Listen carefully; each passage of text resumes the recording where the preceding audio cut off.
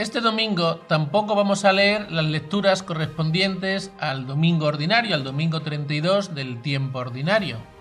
¿Y cuál es el motivo? Pues el motivo es que este domingo coincide con la dedicación de la Basílica de San Juan de Letrán, una de las basílicas más importantes del cristianismo.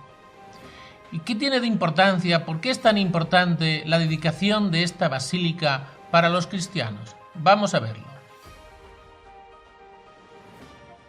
La iglesia de San Juan de Letrán fue la primera iglesia como edificio, como templo, que tuvieron los primeros cristianos en Roma. ¿Por qué? Porque al principio los cristianos no tenían iglesias, se reunían en las casas, y era en las casas donde ellos celebraban la Eucaristía y se reunían para orar. No tenían templos. También lo hacían en las catacumbas, porque era la época de las persecuciones. Una vez que se acabaron las persecuciones es cuando se construye esta iglesia, pero ya en el siglo IV. Esta iglesia fue al principio un palacio de la esposa de Constantino y ella se lo dona al Papa para que construya esta iglesia. Allí también, junto a la iglesia, fue la residencia del Papa. En esta iglesia se celebraron también muchos concilios y era un centro de espiritualidad de toda la cristiandad. Pero lo más importante de esta basílica es que es la catedral del obispo de Roma, o sea, del Papa.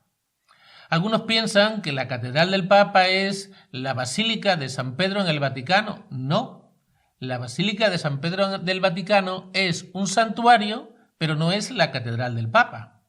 Así que ahí es donde radica la importancia de esta basílica, porque hay que tener en cuenta lo que significa catedral. La cátedra es el lugar donde el Papa pastorea y enseña a toda la Iglesia universal. De ahí la importancia que tiene esta basílica. En el frontal de esta basílica reza una frase que lo dice todo: Madre y cabeza de todas las iglesias.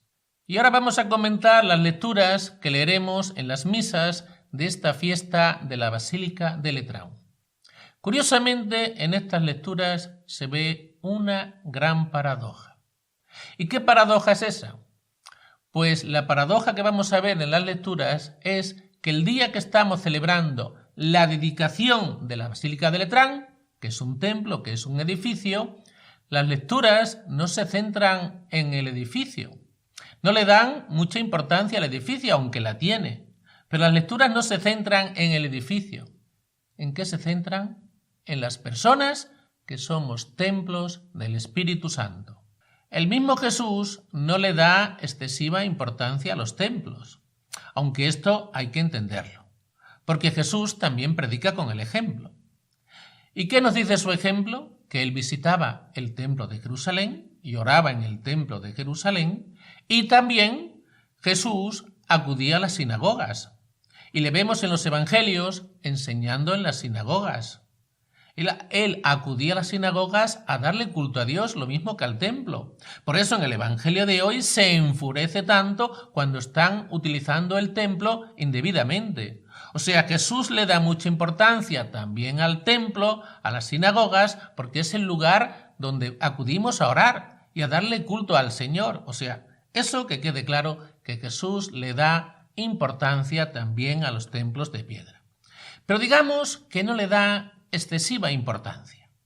Y esto se ve claro en un detalle.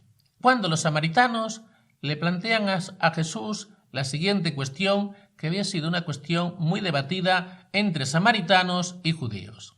Le dicen los samaritanos: ¿dónde tenemos que adorar al Señor? Nuestros padres nos han dicho siempre que tenemos que adorar a Dios en el templo Garicí. Y los judíos dicen que en Jerusalén, en el templo de Jerusalén. Ante esa disyuntiva, ¿cuál fue la respuesta de Jesús? Que a Dios hay que adorarle en espíritu y en verdad. Y el mismo Jesús predijo la destrucción del templo de Jerusalén. Una religión no se puede apoyar en un templo. Y esto se ve claramente en el cristianismo, que en los primeros siglos de la Iglesia los cristianos no tenían templo y sin embargo se reunían para orar y celebraban la Eucaristía. Sin templos, pero hacían el principal mandato del Señor, que era unirse para orar y celebrar la Eucaristía. Lo hacían donde podían, en casas, en catacumbas, donde fuera, pero lo hacían, que es lo importante. Y como decimos en tantas ocasiones, en el término medio está la virtud. Cuidado con los extremos. Es verdad que la palabra de Dios nos lo deja muy claro, la segunda lectura hoy de San Pablo, que somos templos del Espíritu Santo, que en nosotros habita la divinidad, eso es verdad, y eso es importantísimo. Pero no le tenemos que quitar la importancia que tienen los templos, porque los templos son lugar donde también habita la divinidad. ¿O no está el Señor en los sagrarios? Ya eso de por sí es importantísimo. Pero es que también en los templos celebramos la Eucaristía, que es el encuentro con Dios y con los hermanos. Eso es la misa, entre otras cosas. Así que eso es importantísimo. Si no tuviésemos templos, ¿podríamos hacer esto? ¿Encontrarnos con Dios y en los hermanos? Sí, lo podríamos hacer en alguna casa o en otro lugar, pero no sería igual. Habría muchas más dificultades y seguramente no nos podríamos reunir tantas personas. Los templos son un lugar importantísimo. De hecho, Jesús en el Evangelio de hoy lo deja muy claro cuando echa a los mercaderes del templo. O sea, el templo es un lugar sagrado, un lugar de culto, un lugar de encuentro con Dios, un lugar de oración. Eso tenemos que tenerlo muy en cuenta. Pero también nos hemos dado cuenta que los momentos más importantes de la vida de un cristiano suceden en un templo. Por ejemplo, el bautizo, la primera comunión, todas las demás comuniones, todas las asistencias a misa, ¿dónde suceden? En el templo. La confirmación, el matrimonio, los entierros, todo eso sucede en un templo. O sea, los momentos más importantes de nuestra vida suceden en un templo. Por algo será. Y San Pablo nos recuerda hoy que somos templos del Espíritu Santo. O sea, que la divinidad habita en nosotros. Si esto lo pensamos despacio y sacamos todas las consecuencias de esta verdad de fe, las consecuencias serían grandísimas y buenísimas, sin duda ninguna. San Pablo nos dice algo que tal vez no lo tengamos muy en cuenta, no lo tengamos muy presente. San Pablo nos dice que quien atenta contra un hermano atenta contra lo más sagrado, porque está atentando contra la presencia de Dios en esa persona. Si esto lo viviésemos profundamente, ¿cuánto cambiaría el mundo? No habría guerras, no habría asesinatos, a otro nivel no habría críticas, no habría difamaciones, respetaríamos profundamente a las personas. Qué importante es que vivamos esta verdad de fe. ¿Que va a ser imposible que esto se viva en todo el mundo? Pero al menos los que seamos conscientes de esta verdad de fe, que la pongamos en práctica. Pero esta creencia de la presencia de la divinidad en las personas no es algo que sea exclusivo nuestro, de los católicos, no. Otras religiones también tienen esta creencia. No olvidemos que las otras religiones también tienen semillas de verdad. O sea, esto hay que tenerlo en cuenta. Recuerdo, ya hace muchos años, que estuve de viaje en Tailandia.